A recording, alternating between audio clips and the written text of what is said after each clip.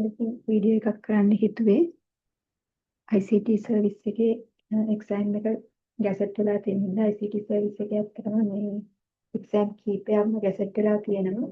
මේ අතරින් මම කියන්නේ වැඩිම වරප්‍රසාද සහ වැටුප් තියෙන වගේම බග් තියෙන රස්සාව තමයි ඕපන් එක්සෑම් එක මේ class 1 grade 3 එක්සෑම් එක.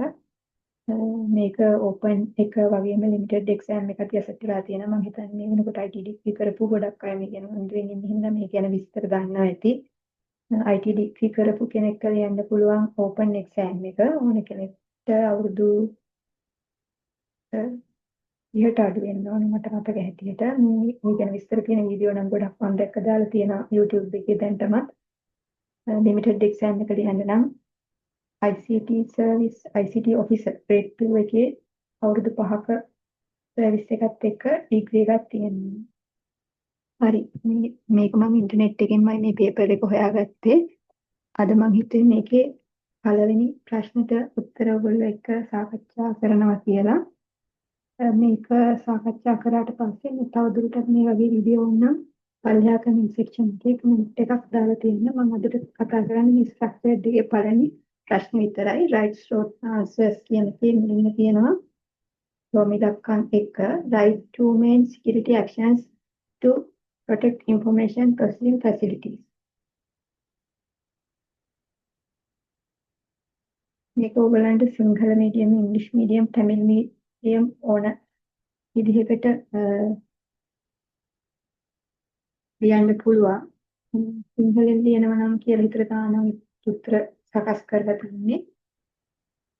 අපි යන්න ආන්සර්ස්.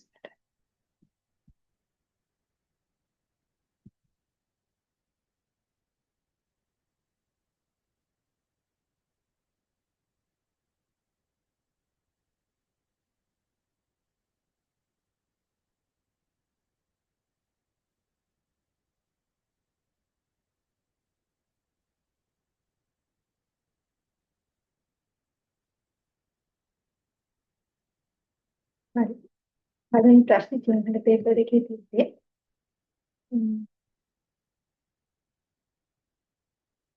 තොරතුරු සැකසුම් පද්ධතියක ආරක්ෂාවට ගත හැකි ප්‍රධාන ආරක්ෂණ ක්‍රියාමාර්ග මොනවද කියලා. හැබැයි දෙකයි පේපර් එකේ අහලා තිබ්බේ. උනාට මම සාකච්ඡා කරනවා ගොඩක් කරුණු මේක යටතේ. ඒත් දෙලින් වලට මතක හිටින දෙක විභාගෙට ආවොත් ලියන්න පුළුවන්.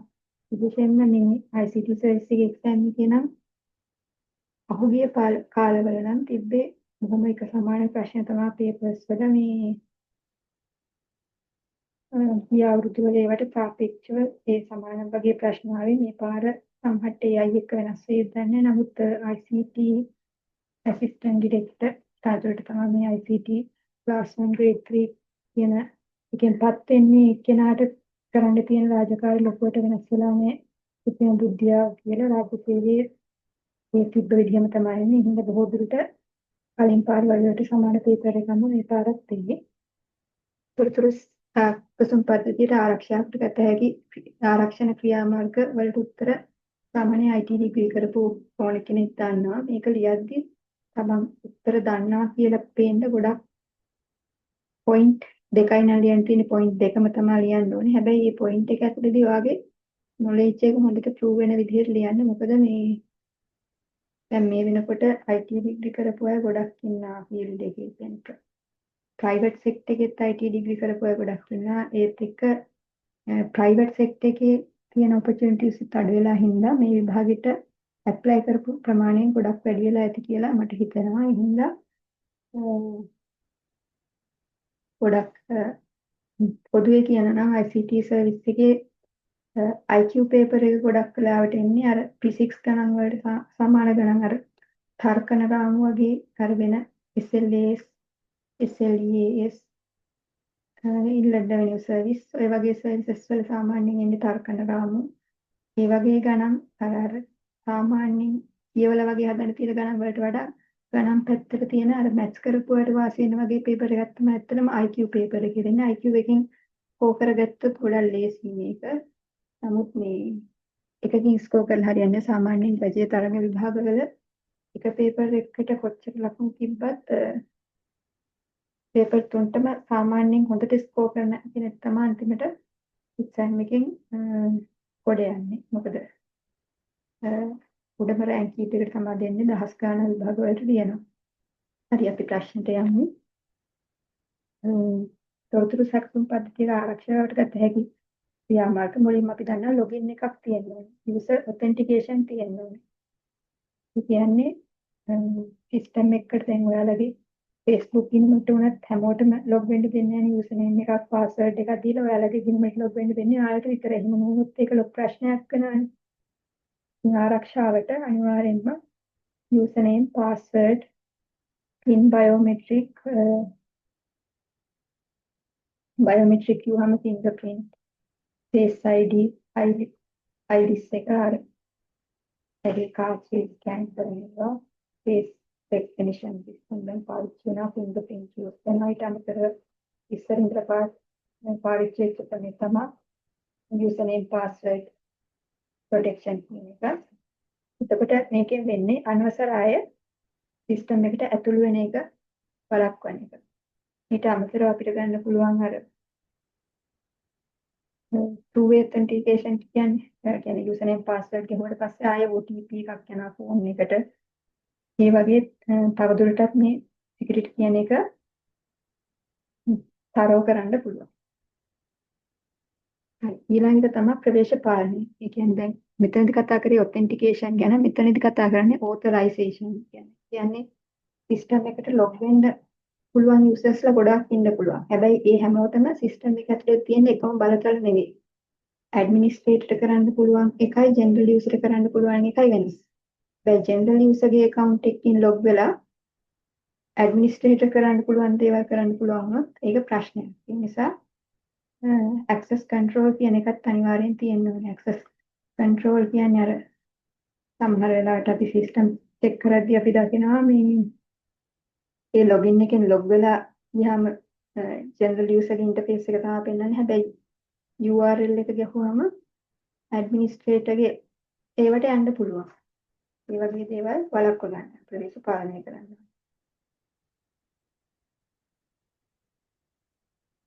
මොකද ඇඩ්මිනිස්ට්‍රේටර්ගේ ලොගින් එකකින් ගියාම වෙනස් කරන්න පුළුවන් data ජෙනරල් යූසර් කෙනෙක්ට වෙනස් කරන්න දීලා හරියන්නේ නැහැ. ඇඩ්මිනිස්ට්‍රේටර් දකින්න ඕන data ජෙනරල් යූසර් කෙනෙක් දැකලා හරියන්නේ නැහැ. මේ විදිහට access control එකක් හොඳට තියෙනවා.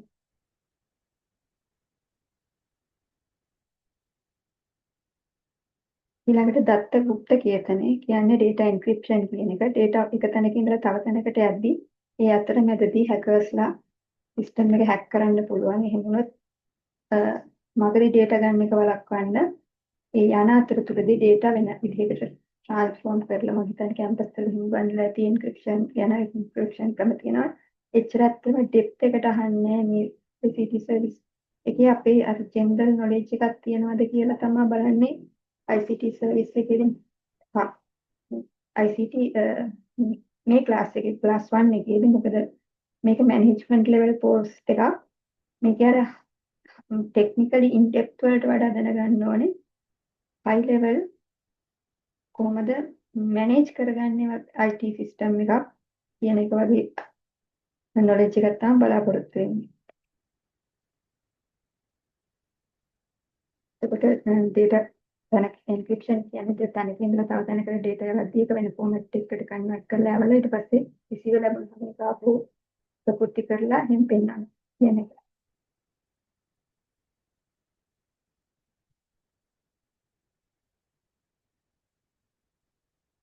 ඊළඟට බෑකප් තියාගන්න. යම් කිසි අවස්ථාවකදී සර්වර් එකට ඩැමේජ් එකක් වුණොත් හරි සර්වර් එක හැක් වුණොත් හරි සර්වර් එකට ransomware එකක් කියලා කවුරු හරි data ටික අරගෙන ඒක දෙන්න මොකද්ද වන්දියක් වගේ ඉල්ලනවා හරි. මේ වගේ වෙලාවක ඒ සර්වර් එක නැතත් අපිට තවදුරටත් සිස්ටම් එක ඩවුන් නොවි තියාගන්න බෑකප් ප්‍රොසීජර් එකක් තියෙනවා. ඒ කියන්නේ දැන් අපි දන්නවනේ මේ ඔය සුලිකුණාටුව දික්ටකොන් සුලිකුණාටුව අපිට එහෙම ෆයිල්ස් එහෙම ගොඩක් විනාශ වෙන්න ඇති ඒ පළාත් වලට. ඉතින් මේ ඒ වගේ වෙලාවක database system එකක් තිබ්බනම් වැරදිලා හරි හැබැයි database එක system එක තිබිලා ඒ database system එකේ සර්වර් එකක් තිබ්බේ ආයතනෙම නම් ඒත් ඒ වෙන හානිය වළක්වා ගන්න බෑනේ. ඒකට වෙනම තැනක බෑකප් සර්වර් එකකුත් තිබ්බනම් තමයි ඒ data ටික ආරක්ෂා කරගන්න පුළුවන් වෙන්නේ. ඉතින් cloud එක හරි external drive එක හරි data ටික බෑකප් කරලා තියාගන්න ඕනේ ආරක්ෂාවට.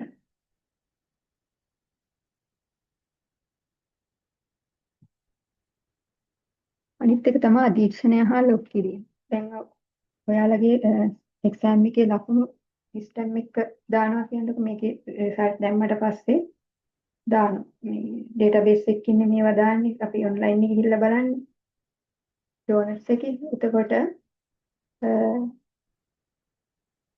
ගොඩක් පුළුවන් තරම් ඒක කියන්නේ පුළුවන් හැම ආරක්ෂාවක්ම දීලා ඒකට වෙන කාටවත් ලොග් වෙලා ඩේටා වලට කරන්න බැරි වෙන්න තමයි හදලා තියෙන්නේ.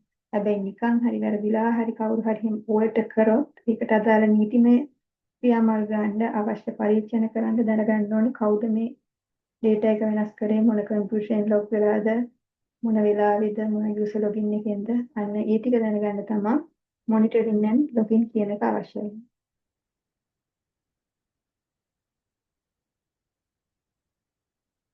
අනිත් එක තමයි ආරක්ෂිත මෘදුකාංග භාවිතය. අපි අපේ PC වල සාමාන්‍යයෙන් ඇන්ටිවයිරස් යූස් කරනවා. ඊළඟට නෙට්වර්ක් එක නම් ෆයර්වෝල් එකක් යූස් කරනවා. නෙට්වර්ක් එක ඇතුලේ තියෙන data පිටට යන එක පාලනය කරන්න.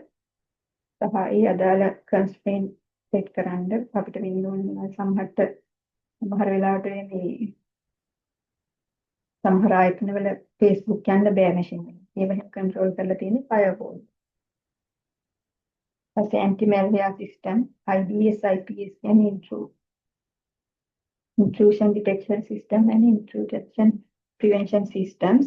කියන්නේ ඉන්සිඩන්ට් එකක් වෙන්න කලින් ඒක ඩිටෙක්ට් කරගන්න හැරි ඒක එහෙම ප්‍රිවෙන්ට් කරගන්න මොකක් හරි සයිබර් ඇටැක් එකක් වෙන එක වළක්වා ගන්න තියෙන software පාවිච්චි කරන්න ඕනේ. විශේෂයෙන්ම high security එකක් තියෙන්න ඕනේ දත්ත පද්ධති වල high secure data තියෙන පද්ධති වල ඒකෙන් වෛරස් මැල්වෙයාර් ස්පයිවෙයාර් වලින් සිස්ටම් එක ආරක්ෂා කරන්න. අනිත් එක තමයි ෆිසිකල් සිකියුරිටි. දැන් සර්වර් එකේ තමයි ඔක්කොම data ටික තියෙන්නේ. කවුරු හරි ඇවිල්ලා සර්වර් එකට access වුණොත් පිටින් access වෙන අයට කොච්චර restriction දාලා password දාලා technically හැමදේම කරලා තිබ්බත් නැහැ සර්වර් එක පිටින්ම කවුරු හරි උස්සන් ගියොත් මේකේ data ටික ගන්න පුළුවන්. hard disk එකේ ඔක්කොම තියෙන එක hard disk ගලවන්න ගියොත් ඒක ගන්න පුළුවන්. ඒ හින්දා සර්වර් රූම් එක ගැන ගොඩක් සැලකිලිමත් වෙන්න ඕනේ. සර්වර් රූම් එක ලොක් කරලා තියෙන්න ඕනේ. ඒත් එක access card හරි biometrics හරි use කරලා ඒ සර්වර් රූම් එකට access වෙන්න අය ප්‍රමාණය සීමිත කරන්න ඕනේ. සාමාන්‍යයෙන් ආයතනයක නම් දෙතුන් දෙනෙක්ට වඩා ඒකට access තියෙන්න බෑ. හදිස්සියේ මොකක් හරි වුණොත් ගිහිල්ලා බලන්න ඒ කට්ටියට ඇරෙන්න සර්වර් රූම් එකට access දෙන්න හොඳ නෑ. ඊට අමතරව CCTV අයි කරලා තියන්න ඕනේ. කවුරු හරි අනවසරයෙන් සර්වර් එකට access වෙන්න try කරනවා. ඒ ටික ගැන හොඳ අවධානයෙන් ඉන්න ඕනේ. නැත්නම් මුළු ආයතනයකම අත්ත අනතුරේ ලක් වෙන්න පුළුවන්. අනිත් එක තමයි දැන් අපි ලැප්ටොප් එහෙම පාවිච්චි කරනවා නම් අපි ගොඩක් බ්‍රවුසර් එකේ සේව් කරලා තියා ගන්නවා මේ අපේ login details. එතකොට කවුරු හරි ලැප්ටොප් එක පිටින් මුස්සන් ගියොත් එහෙම අපි password එක කොච්චර කාටවත් කියන්නේ නැතුව හංගගෙන තියන් හිටියත් වැඩක් නෑ. අර තියෙනවා නම් එයාට ලොග් වෙලා කරන්න පුළුවන් මොන දේවල් කරන්න පුළුවන්. ඒක තමයි ශාරීරික ආරක්ෂාව නැත්නම් physical security කියලා කියන්නේ. ඊළඟට system updates and patches. මේකත් ගොඩක් වැදගත් දෙයක්. දැන් අපි පාවිච්චි කරනකොට සාමාන්‍යයෙන් software එකක් පාවිච්චි කරනකොට ඒකේ latest version එක ගන්න ඕනේ. මොකද ඒකේ තමයි අන්තිම security patches ටික තියෙන්නේ. අපි දන්නවා hackers ලා දින දියුණු වෙනවා. ඒගොල්ලෝ අලුත් ක්‍රම හොයා ගන්නවා hack කරන්න. එතකොට ඒවට අදාළව security patches මේ software හදන අයත් අනිත් පැත්තෙන් හදනවා. ඒව තමයි ওই security patches විදිහට එන්නේ. ඒවා යාවත් කාලින කරලා තියාගත්තේ නැත්නම් අර වගේ hackers ලාට අපේ දත්ත යන්න පුළුවන්. අනිත් එක තමයි ආරක්ෂණ ප්‍රතිපත්ති සහ පුහුණුවීම. security policies and training. අපි කොච්චර ක්‍රියාමාර්ග ගත්තත් කමන්නේ දැන් සාමාන්‍ය IT system database system එකක් සාමාන්‍යයෙන් පරිශීලනය කරන්නේ IT ඩිග්‍රී කරපු අය නෙවෙයි technical people නම නෙවෙයි. එතකොට සමහර අය දන්නේ security කියන්නේ මොකක්ද කියලා. සමහර අය password එක නිකන් අහුවම කියනවා. ඔයාගේ සිස්ටම් එකේ යුසර්නේම් එකයි පාස්වර්ඩ් එකයි දෙන්න කිව්වම මේක දන්නේ ඒගොල්ලෝ ඒක ඉච්චර එන එක භයානක වැඩක් කියලා ඔහි කියලා දානවා. මොනවත් ආයතනෙම දත්ත ටික තර්ජනයට ලක් වෙනවා. හින්දා යූසර්ස් ලව හැම වෙලේම දැනුවත් කරලා තියන්න ඕනේ. හොඳ security procedures and policies. ආයතනයක් ඇතුලේ security policies හදන්න ඕනේ. ඒවා සර්කියුලර්ස් විදිහට නිකුත් කරන්න පුළුවන් රාජ්‍ය ආයතනයක නම් ඊට පස්සේ ඒවා පිළිබඳ පුහුණුවීම් පවත්වන්න ඕනේ. යූසර්ව වෙයා කරලා තියාගන්න එක ගොඩාක් වැදගත් තත්ත්වවල ආරක්ෂාවට. මොකද සිස්ටම් පාවිච්චි කරන්නේ ටෙක්නිකල් යූසර්ස් ළම නෙවෙයි. සමහරට එයා දැනගන්න පුළුවන් පාස්වර්ඩ් එක අහුවාම කෙලින්ම කියන්න හොඳ නෑ කියලා දැනගන්න පුළුවන්. ඒ උනාට කියනවනේ වෙන ක්‍රම. ඔය ෆිෂින් ඇටැක්, ෆාමින් ඇටැක්. ෆිෂින් කියන්නේ අර ඊමේල් එකක් එවලා ඒකෙන් ලින්ක් එකක් ක්ලික් කරාම ඊට පස්සේ ඔයාලට සල්ලි මෙච්චරක් දෙනවා. ඒකට ඔයාගේ අර සිස්ටම් එකේ යූසර්නේම් එකයි පාස්වර්ඩ් එකයි දාන්න කිව්වහම මේගොල්ලෝ කලින් ඒ ගැන එහෙම දේවල් ගැන දැනගෙන හිටියේ නැත්නම් දන්නේ මේක ෆිෂින් ඇටැක් එකක් කියලා. ඔහි දානවා තමයි සල්ලි හම්බෙයි කියලා හිතාගෙන ඉතින් දස්තනතුරේ වැටෙනවා. ෆාමින් ඇටැක් එකක් කියන්නේ ඔය අපේ තියෙන බැංකින් සයිට් එකක් කියලා හිතන්නකෝ. ඒ වගේම වෙන සයිට් එකක් හදනවා. ඒ වගේම මේ වගේ අකුරක් දෙකක් වෙනස් කරපු URL එක. සමහරට වැරදිලා අර සයිට් එකට ඇක්සස් වෙලා තමන්ගේ බැංකුවේ යූසර්නේම් පාස්වර්ඩ් එන්ටර් කරාම ඒවා රෙකෝඩ් වෙනවා කොහේ හරි ඩේටාබේස් එකක. ඊට පස්සේ ඒගොල්ලෝ ඒවා යූස් කරලා ඔයාලගේ සල්ලි ගන්න පුළුවන්. ඒ නිසා පුහුණුවීම් කියන එක ඉතා වැදගත්. සාරාංශයක් විදිහට මේ ටික බලා ගන්න. හරි. මේ ටික තමයි අදට කරන්න හිතුවේ. Thank you. මේ වගේ වීඩියෝ තවත් ඕන නම් පල්ලෙහා කමෙන්ට් සෙක්ෂන් එකේ කමෙන්ට් කරලා